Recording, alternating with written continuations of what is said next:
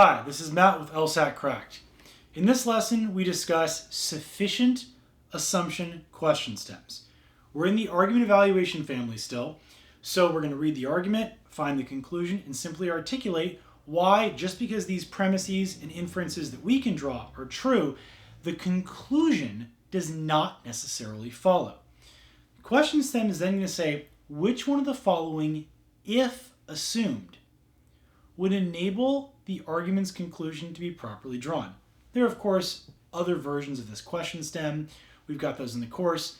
The point, though, is to clearly understand what is being asked. Here's the one question you simply ask. If this answer choice is true, and if I insert it into the argument, does it force my conclusion to be true? In other words, does it instantly provide me with a good argument? If the answer is yes, you have the correct answer choice. If the answer to that question is no, regardless of how otherwise appealing that answer choice might have been, it is definitively the wrong answer choice.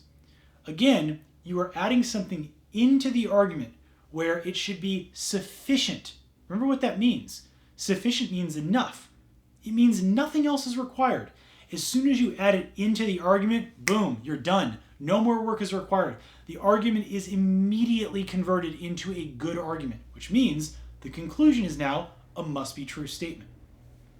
Now, thankfully, there are three common templates that they use for sufficient assumption questions that once you learn them will make a majority of these questions relatively straightforward.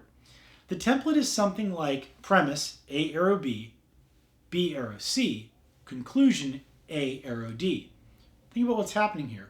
We can conclude A arrow C, but they got greedy. They said A arrow D. D is a new term in the necessary condition. Where did that come from? You know that A leads to C, but they're hoping for A to lead all the way to D. You're not quite there yet. You want to add the last part of the train tracks. If C leads to D, now once you add that in, A leads to B, B leads to C, you already had that. If now C leads to D, you have the entire chain. That was missing the end of the train tracks. And we've got examples in the course on the beginning of the train tracks and the middle of the train tracks as well, right? But the point is, in all of these examples, if you add it into the argument and then have a good conclusion, you have the right answer choice. That's the only question you care about. Not is it necessary, not is it helpful in some, oh yeah, come on, it's probably a reasonable argument now. Not, oh, this kind of addresses the flaw I think I saw. No, simply ask yourself the following question. If it's added into the argument, does it force, in an ironclad, must-be-true manner, the conclusion to be true? Keep that in mind and you will start dominating sufficient assumption question stems.